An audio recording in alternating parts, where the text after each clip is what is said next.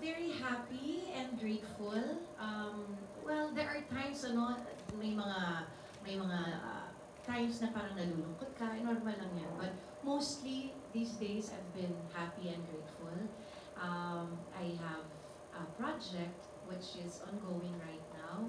I tape every Monday, Wednesday, and Friday. So, nagtitape kami for Cruise versus Cruise at napapanood nila yan sa GMA. And actually, nagpapasalamat kami. And on behalf of Cruise versus Cruise family, thank you for making us #1 po sa Afternoon Pride. Maraming salamat.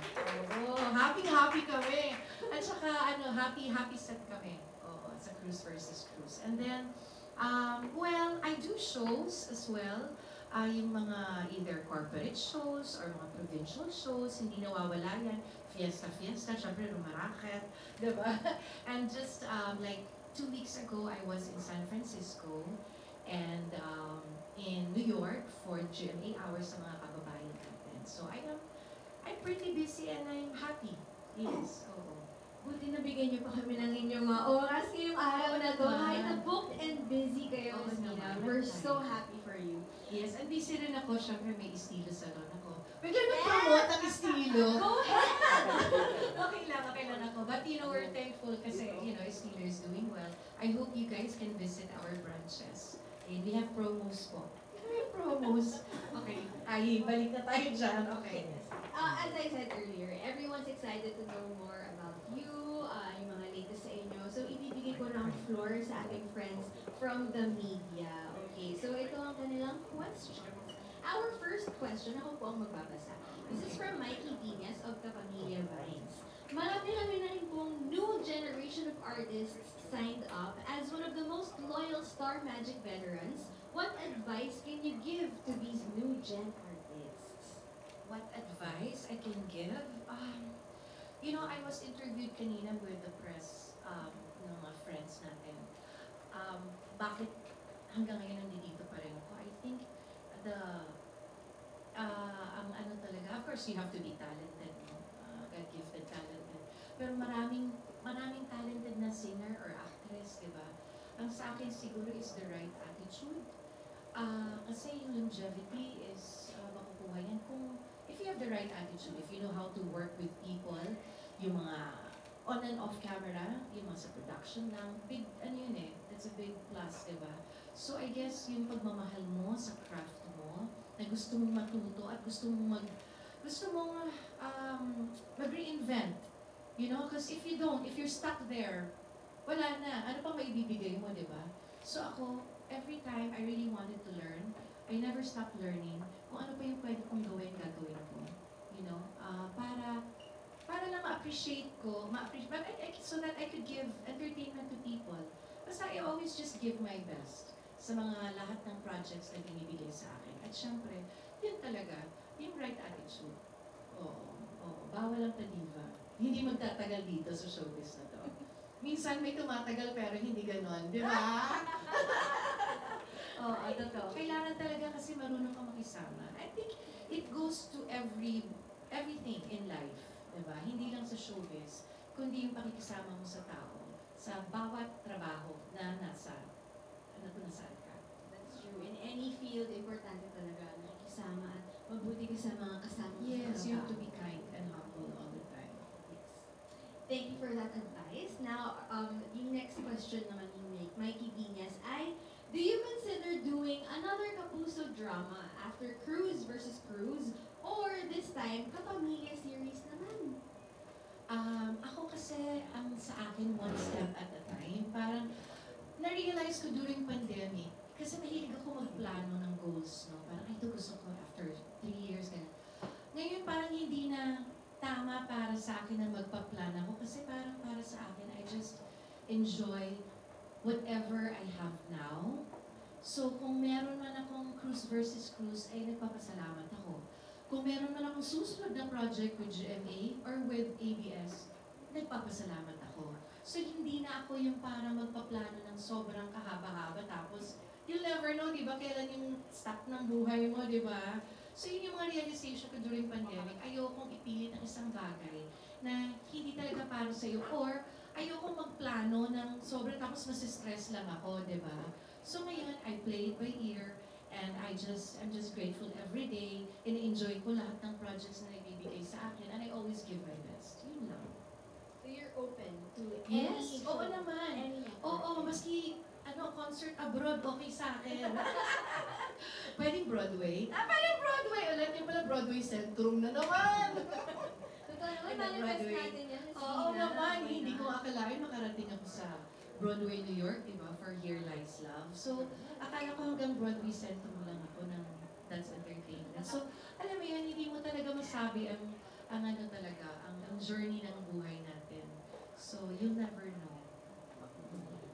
Now, this next question is from G. Triana of Malaya Business Insight. You seem to have found the fountain of youth. Would you be willing to share your secret to maintaining your youthful looks? Youthful looks. Well, unang-una, positivity ang sa akin talaga. Hindi ko kasi ayoko masyadong problema na iisipin ko pa. Napoproblemahin ko pa. Di lalong dadami na yung wrinkles ko, di ba? But of course, no, wala naman ako masyadong nagawa sa...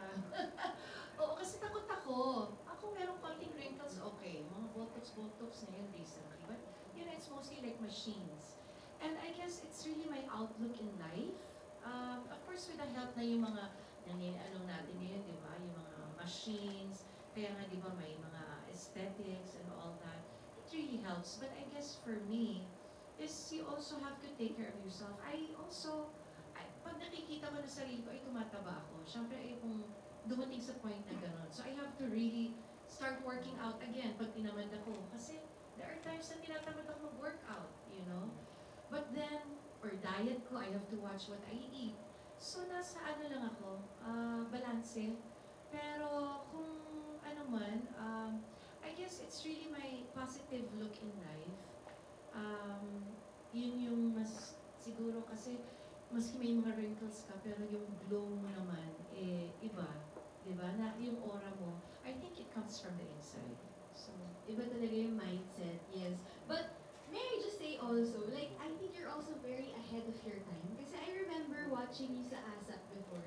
Hindi pa uso yung mga babae na may abs. Si Miss Vina Morales, may abs na siya. Parang hindi pa uso yung nag-sing and dance at the same time. Kasi ngayon, mga P-pop groups po, mga K-pop, gano'n na ginagawa. Kayo, ginagawa niyo na yun. Kanina nga nakita natin sa video. Kaya, like, you're very ahead of your time also. oh, actually, medyo naging gym freak ako before. Oo, no? Sinasabi, ano yung muscle ni Vina? Madonna, ang peg, di ba? Pero ngayon, Dumating lahat sa na point na, ginagawa yun. kasi kami yung mga una, ako, Yeah. actually ako, at saka si Ate Jacqueline Blanco. Yes. Kami yung medyo mas nag-tone and we really worked out a lot. I did a lot. Kaya siguro kung kung abs man, ABS, abs, aba, diba? Yung ano man sa akin, mabilis kong matanggal yan because ilang beses na ako nagkaroon ng six-pack. So if I'm like really, my goal is to bring that back again, I think kakayanin ko. Pero syempre mas more effort kasi of the age, right? But I can do it because when I did Rock of Ages, that I need to have my abs again, nagawa ko naman. For like a month of preparation. So, I think, yun yung mga ano ko sa sarili ko. Pag may goal talaga ako, gagawin ko yan. Oo. So, kung kailan gusto ko ng abs na six-packs again, magagawa ko yan. Sana yung kaya naman eh. Sana all kaya yun. No, I just really wanted to comment. Kasi hindi pa uso yun nun, kayo ginagawa niyo. Yes. Thank you. Ngayon naman, let's go to Miss Janice Navida of Bulgar. Hi. Hello. Hi, Mina. Kamusta? Good to see You were just talking about your youthful look, no? Pero yung question ko, parang pero no offense, Menta, kasi in your 40 years in the industry, parang biglang nakatanda, no? In your 40 years. Oo, actually, simula nung pagkaanak ko, nasa showbiz na ako. Yun pala yun, oo. Oo. Pero in your 40 years, what can you consider as the peak of your career? And why? I couldn't, I don't know if it's during Viva Times, when I did a lot of movies.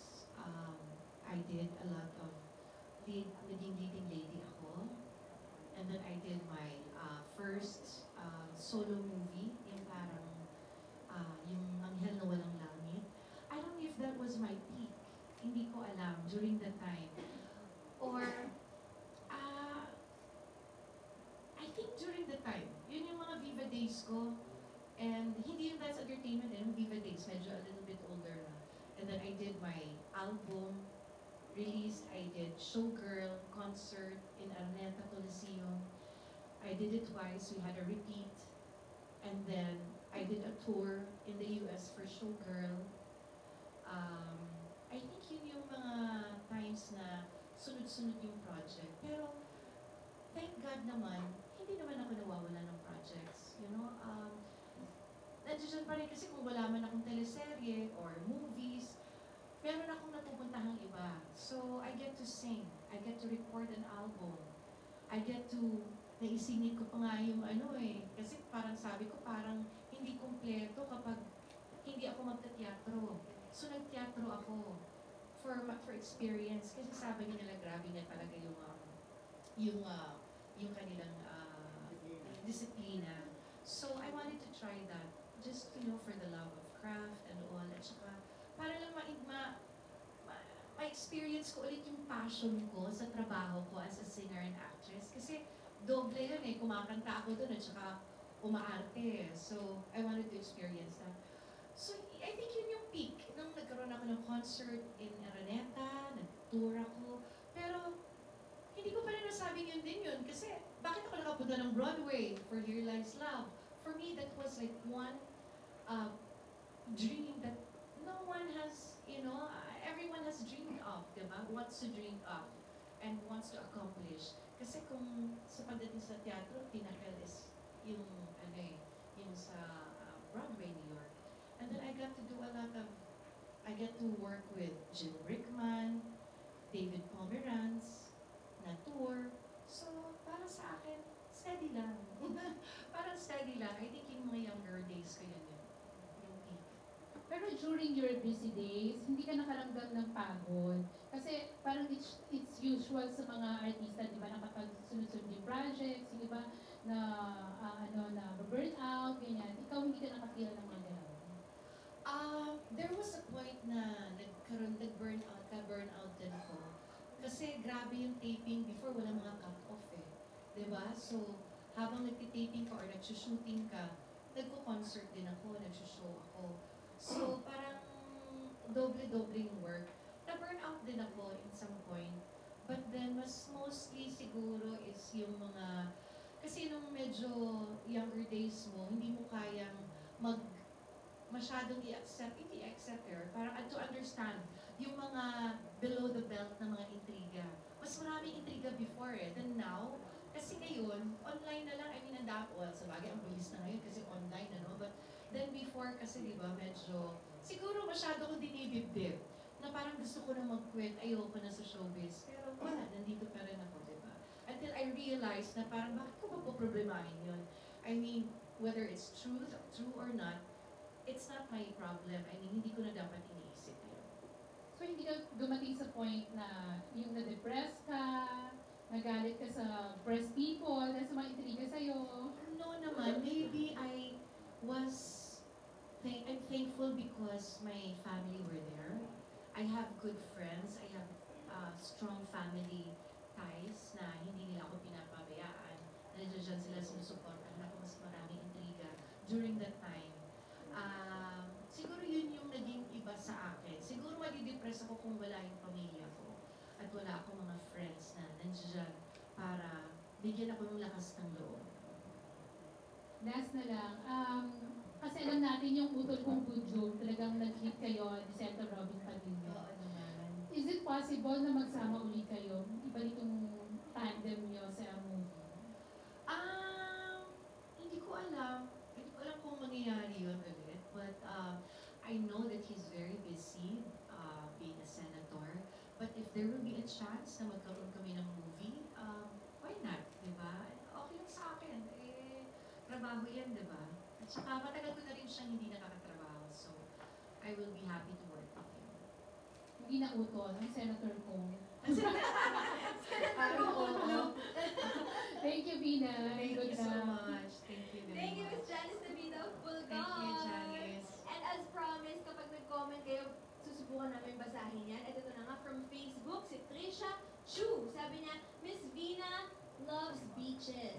What kind of positivity do beaches give you? Um, oh yeah, okay. I'm an island girl. I grew up in Cebu. So, para sa akin, pag nasa-stress ako or to calm me, to calm my soul, I go to the beach.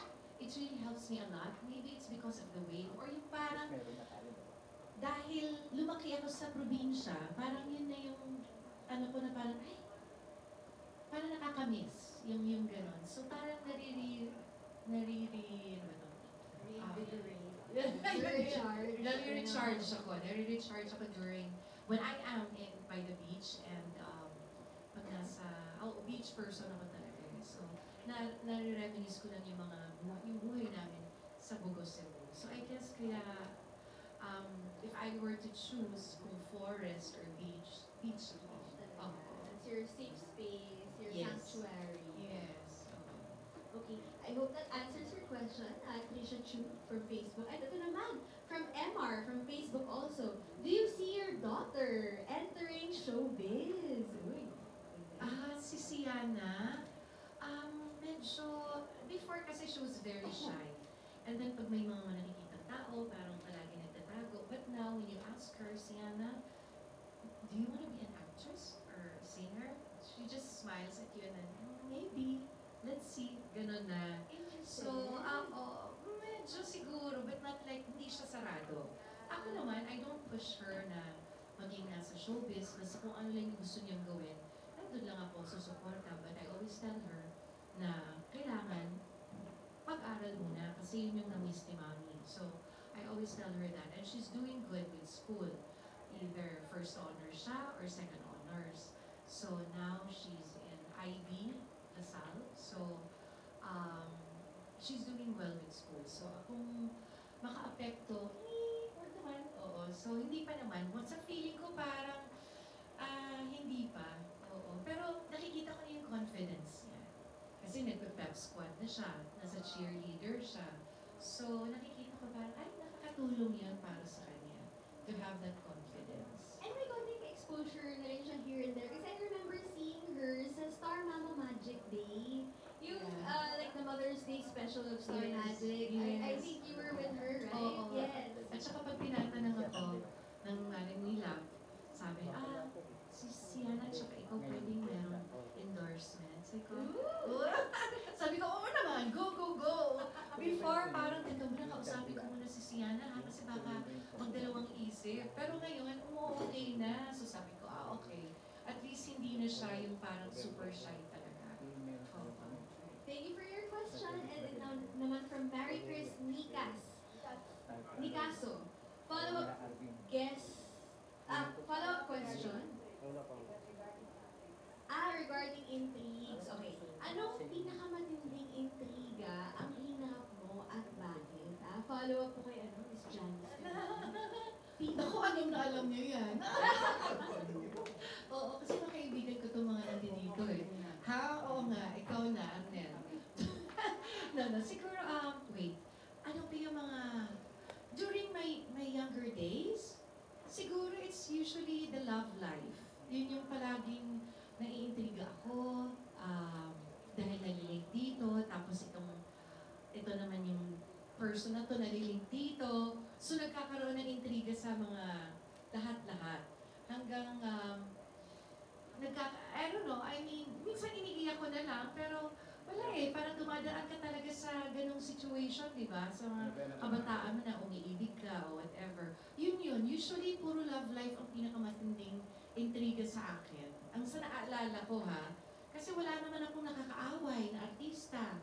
Hindi naman ako pasaway sa production. So, I never had the chance na may kaaway sa showbiz. It's usually, ang matindi is yung love life. Or kinukumpare ako sa ganitong artista, yung kay Donna Cruz days.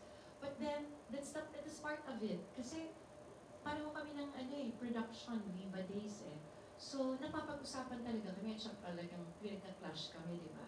Pero ngayon, pinagtatawanan na lang namin ni Donna kasi we're very good friends. Pero before, nasistress kami dalawa. Pero mostly, it's really my love life. Yung mga naiintriga para sa akin, ang pinakamatindi. Yes.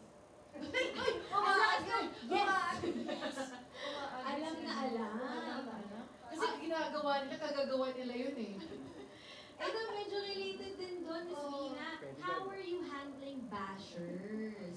Ano ba yung difference ng bashers ngayon tsaka before? Kasi walang social media Walang before, social Miss Vina. media. Paano yung bashing before?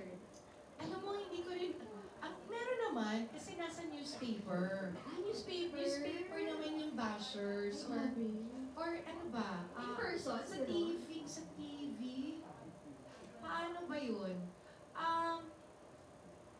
Kasi never naman akong, yung iba yata, pag nababash sila, they really tell it to your face.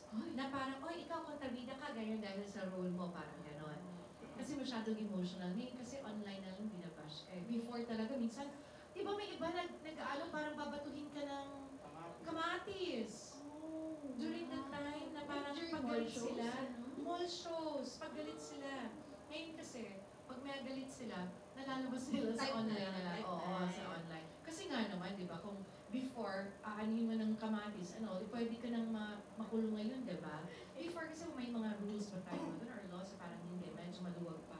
But then, it's mostly live action ang mga nangyayari, or sa flats, yung mga fans nag-aaway-away during sa mga shows, or mga shows ko sa mga probinsya, pag may mga naiinis, may mga maririnig ka talaga na hindi maganda. Pero sa akin naman, wala naman. Pero alam ko may mga nabubu, di ba? Pero never pa naman nangyari sa akin yan. So, how do you handle bashers? My bashers now, you know what I do? I just, kung nasa Instagram ko sila, wala lang, I just block them. Block ko sila. Oo, kasi bakit ko pa sasagot-sagutin?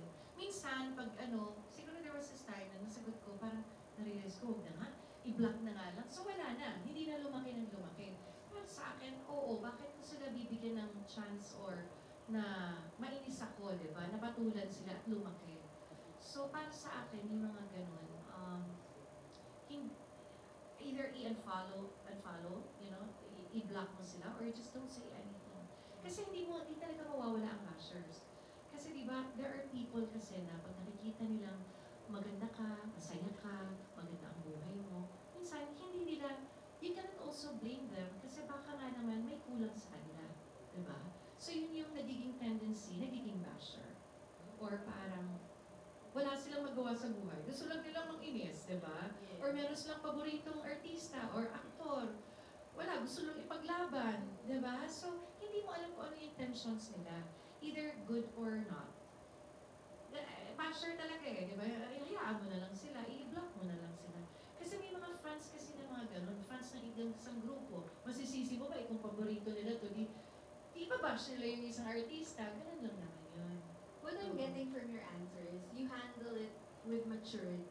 Kasi it takes maturity to understand how they think. Parang iniintindi nyo na lang sila na, siguro nga kasi mayroon silang ibang gusto or mayroon silang pinagdadaanan. Yun naman ang totoo.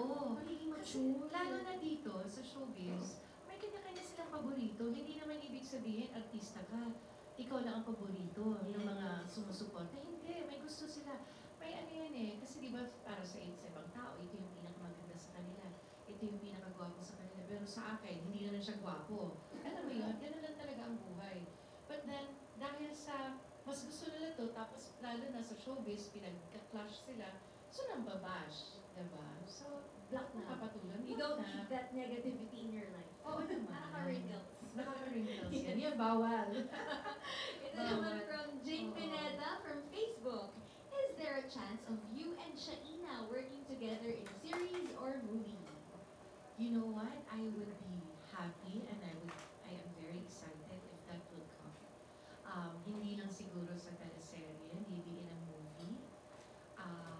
Yun, ang gusto ko kasi the last time was, I think, maalaala mo kaya? Magkapatid kami. Naalala ko, buntis siya nun. Siya pang buntis nun, ako buntis. Ay, siya pala yung buntis. Oo, so magkapatid kaming dalawa. And then, hindi na nasundan. But I am very happy with what's happening in her life. May project siya. Palagi, hindi siya nawawala ng projects. Tapos ngayon, rumaraket na din sa pagkanta.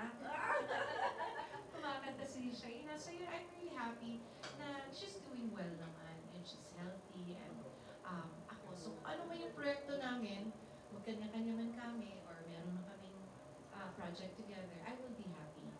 Oh. Thank you. And now let's go to our next question. Going back to G. Triana of Malaya Business Insight. You sing, you dance, you act. Are there artists you wish to collaborate or work with on screen or in the music studio?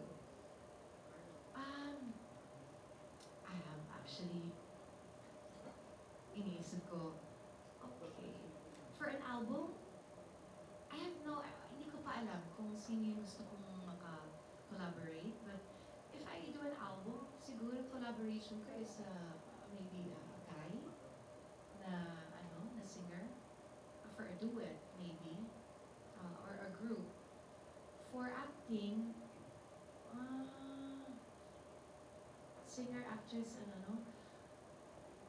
and singer, actress. Sino ba mga magagaling yun? Ang dami, actually, si Julian. Well, of course, we have Sarah, no? Who can sing and dance and act. Ano pa ba? So you would want someone na parang kayo rin triple threat, sing, dance, act din na artist? Oh, was that the question? Ay, hindi naman.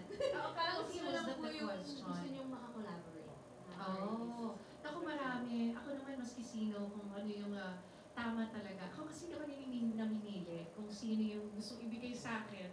Okay na ako dyan, basta may trabaho ako. Yung gano'n.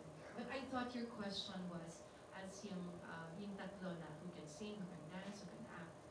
So, No, she was just pertaining to you. You can sing, you can dance, you can act. Oo, Who okay, else okay. do you want to collaborate with? Kasi nga, parang you can collaborate with anyone because you can do anything. Thank you, thank you. So, yun nga. Would Kung you sino prefer- ibibigay sa akin, doon ako. Kasi ayoko mamili, di ba? Kung ano yung bagay sa proyekto, sa character, doon ako. Oo, hindi na uso sa akin yung mamimili ako na kung sino gusto kong katrabaho. Of course, no, parang, I would be grateful kung sino tumakatrabaho ko. But I know kasi they know better than me kung sino yung babagay sa proyekto. So, I just go with the flow. So sabi niyo nga kanina, parang hindi na kayo para magplano ahead. Like, Oo. you take it one step at a time. You're very grateful kung ano yung dumating. Oo, siguro may kanya-kanya naman tayo, no? But that was my realization during pandemic. Kasi nga, di ba, hindi natin alam kung hanggang kailan yung ating buhay. So, That's true. Okay, now let's go to our next question. Among the new or young artists today, who do you think can be the next star? Ay, prediction. ay, hindi po ako mahuhula. Pero may napupusuan ba kayo ngayon na, ay, itong batang to parang, Ayoko mag-name names, baka may magtampo. ay, Di ba? Kasi marami tayong magagaling naman talaga. Sa singing, sa acting, sa, sa dancing.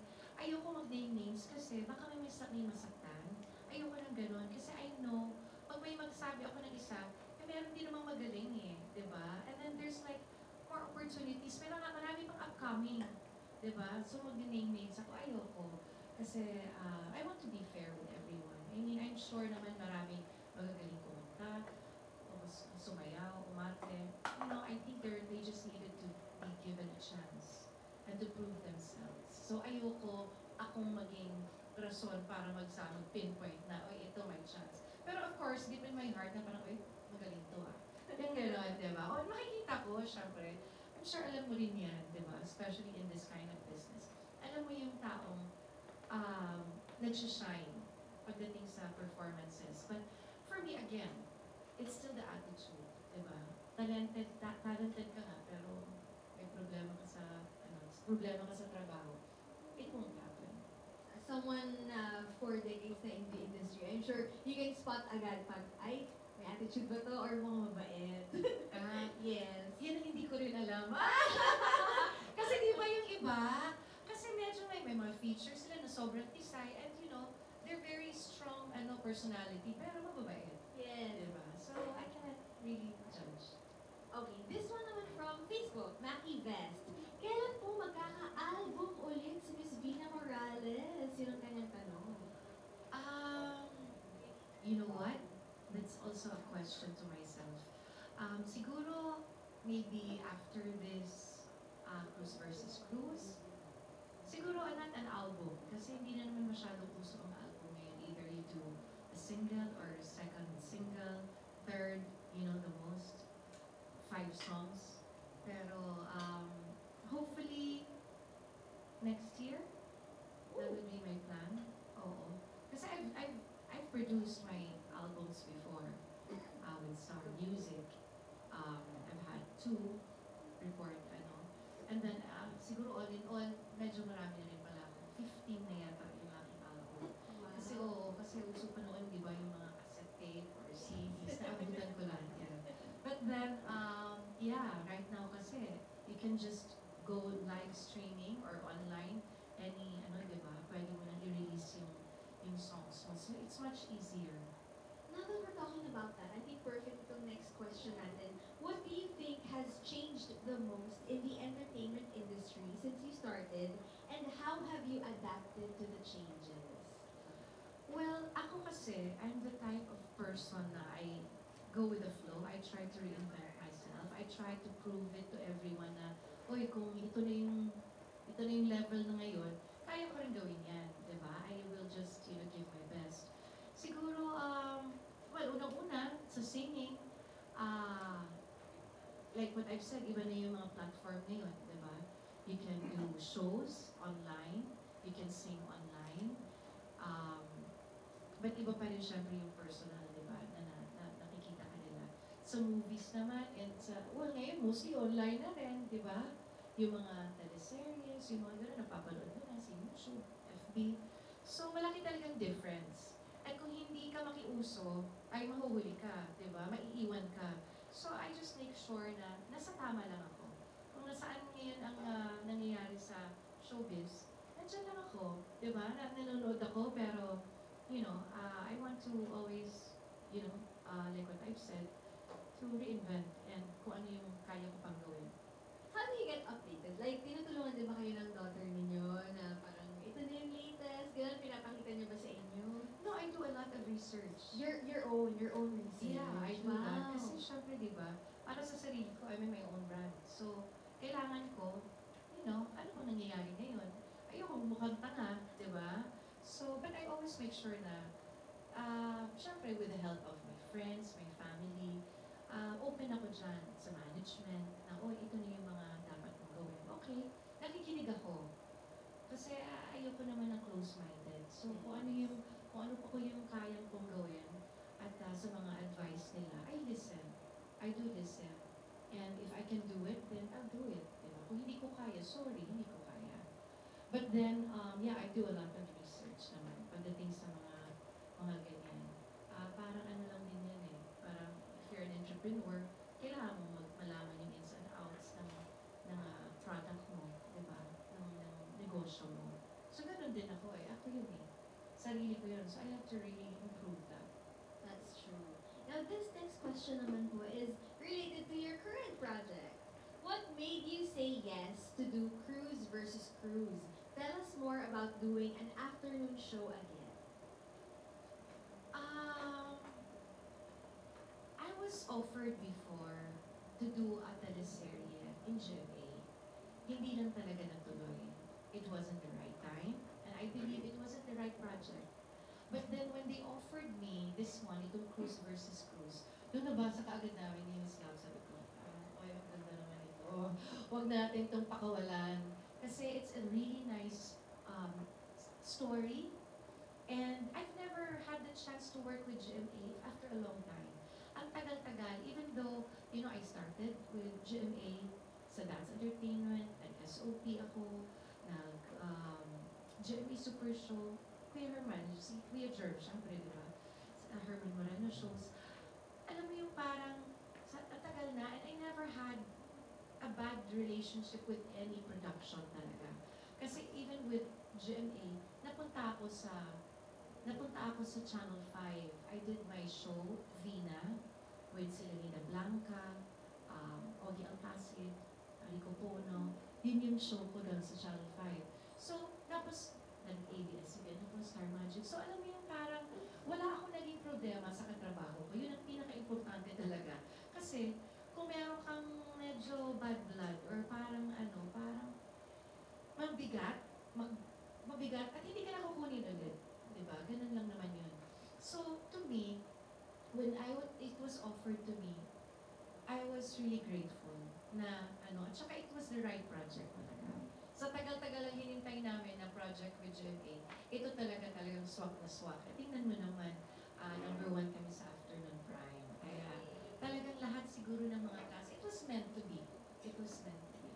Well, speaking of saying yes to Cruz versus Cruz. Oo, at saka ako pa yung napakanta ng theme song ng teleserye, kung mababalik. Kaya sabi ko, minsan hindi mo in-expect, tapos na ibibigay sa'yo.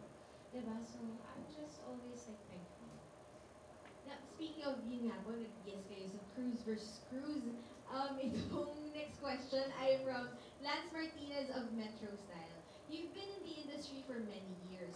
What are your considerations today when choosing a project? What makes you say yes? What are your non-negotiables? Kasi I've been in this business for a while, and I know what's best for me. And of course, with the help of with my management, alam nila kung ano yung dapat para sa akin at kung anong tama. Pero it's still my choice, you know? I think, sa tagal ko na rin dito, it's still, kung hindi ako komportable na gawin, talagang sasabihin ko, hindi ko kaya na gagawin. Maybe, medyo hindi naman sa ano, pero conservative pa rin pala ako. Hindi ko kaya yung mga sexy pa rin. Meron yung mga sexy. Parang hindi ko kaya eh. Pero may mga, kissing na ako before. Younger days. May mga sexy na damit. Kaya ko naman yun. Pero yung mga super love scene, parang hindi bagay sa akin. Hindi bagay. Parang baka, Diyos ko, sabi ng magulang ko, tumigil ka na dyan. Ayaw na lihat ang listahan. Baka lumabas ang pagkabisaya. But then, yeah, I guess yun lang yung mga limitations ko. Pero other than that, wala naman. Ako kung kaya kong gawin. Pero pag mga ganyan lang, medyo yun na yung limitations. Even before, yung mga ganyan, medyo yung mga mga ganon, mga sexy scenes. Hindi lang talaga kaya eh. Wala eh.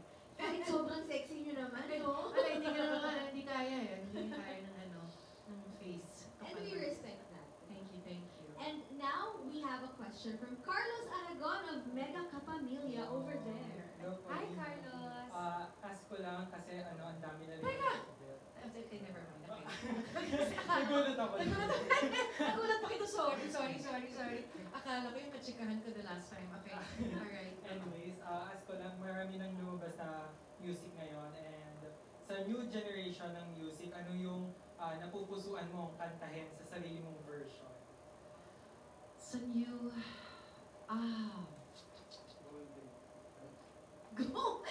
Golden.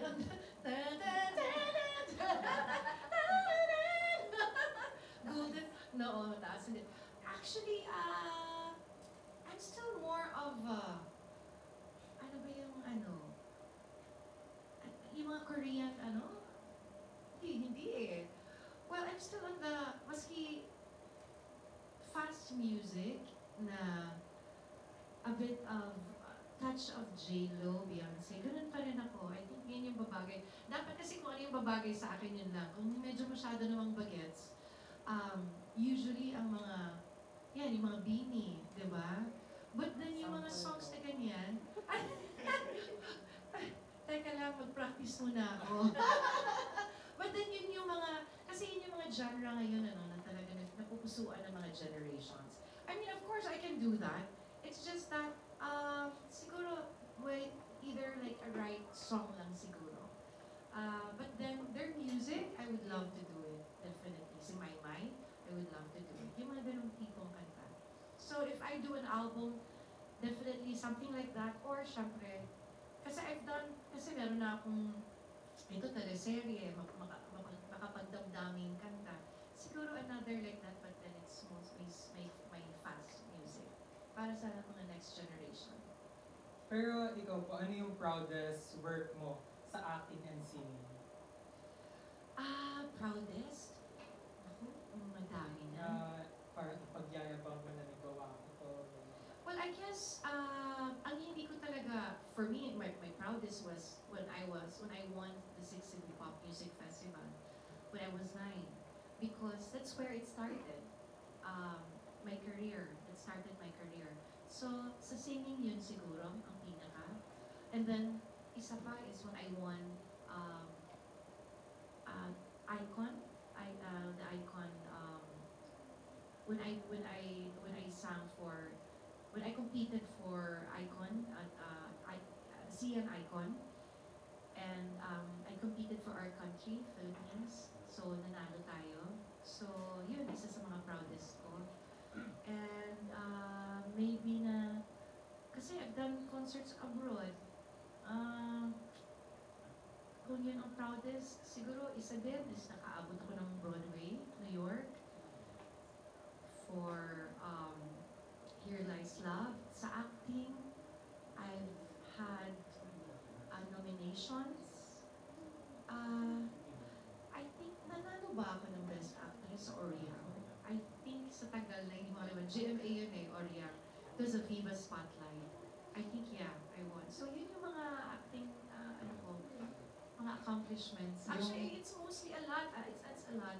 Pero yung proudest na kinanta niyo po, na pinagyayabang niyo na ako yung kumanta nito, na nag-viral to dahil sa akin, gano'n. Kung Bisaya, Paglaom. Okay, proud mom ko. Sa Bisaya ko. And that's where it started. That's my meaning, that's my winning piece, Paglaom. But then, sa tagal kasi, I think it's always pangako sa'yo. That, Sample daw. hanggang ngayon, yung parang sinasample, ano? Kasi nga naman, from ilang beses silang narinig yun. From kay Jericho, ilang years, kasi ilang years din yun, kay Jericho at saka kay Tagal nun, tapos sa Katniel, ilang years din yun. So parang ilang years nila ako napapakinggan sa sa teleserye, di ba, sa ABS, sa parang araw-araw, Monday to Friday, nakakarindi, di ba? Di ba? Pero nakaka-proud yun. Yeah, and when I competed for the CN Icon, I sang that. That was one of my winning piece. So, that's one of the proudest. Sample daw. Sample! Hanggang ngayon sinasample niyo ako. Sige na nga. Sige na nga! Sinasample na. Let's go! Pwede sabayan mo ako. Ay, naku! Masisira ko. Masisira ko yung pangako. Sige na nga. Pangako sa'yo, ipaglalaban ko sa hirap at ginhawa ang ating pag-ibig. Pwede sabayan niyo ako? Upang di magkalayo kailanman, pagkat ang tulad mo ay minsan lang sa buhay ko.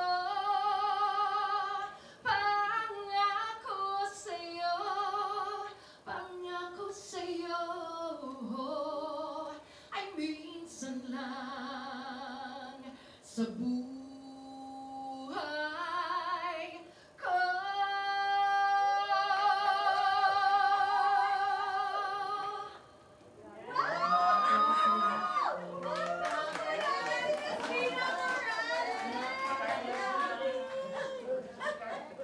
Tsaka kanta, ayun. Walang difference sa sa yung napiplay sa teleserye, gano'n na gano'n, plakado-plakado. Salamat. Naku, napakanta nga ako. Alam mo kung sa karamihan ng guesting ko, hindi nawawala yung pakantay na ganyan eh. Sabi ko, pwede yung makanta naman. May bagong team song eh. Kung mababalik, pero hindi pa rin eh. Pangako pa rin hinihingi sa akin. And then even when I do shows abroad, or here, ganun pa rin hinahanap sa akin. Kaya, minsan ilalagay ko siya sa medley, pero gusto pa rin nilang mapakinggan yung pangako sa'yo. It's really different, Miss Gina. May magic talaga. Yung